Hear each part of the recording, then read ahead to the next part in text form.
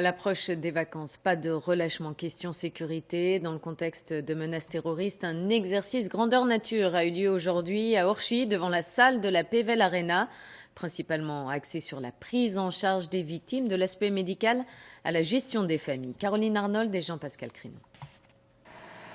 Au pied de la Pével Arena, un bus à l'arrêt. Tout autour, allongé sur le sol ou en cours d'évacuation, une trentaine de victimes. Un scénario d'attentat redouté. Scénario selon lequel l'assaillant a été rapidement neutralisé.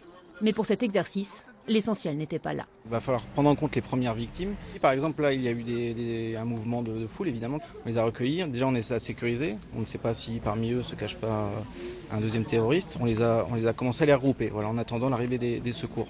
Gérer au mieux les victimes, assurer leur prise en charge rapide, voilà tout l'objectif de cette journée. Forces de l'ordre, sapeurs-pompiers ou encore associations de sécurité civile, en tout près de 250 personnes mobilisées. Et pour les médecins du SAMU, par exemple, l'occasion de tester en conditions quasi réelles des procédures forcément bouleversées par les récents attentats. Notre mission, si on l'a réussi, c'est de ramener les victimes les plus graves vers un bloc opératoire disponible. Donc nous avons un logiciel qui nous donne en temps réel les blocs opératoires sur site. Et avec le concours des sapeurs-pompiers et les SMUR, nous allons acheminer ces gens vers les blocs opératoires disponibles. Mais au-delà du médical, pour la première fois dans la région, c'est toute la chaîne d'accueil des victimes qui a été testée jusqu'à la cellule réservée aux familles.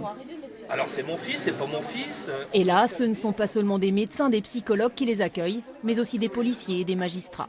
Il faut que les familles se sentent soutenues, épaulées, accompagnées, mais en même temps qu'elles puissent aussi livrer les informations qui seraient utiles. D'où la nécessité de la présence d'enquêteurs.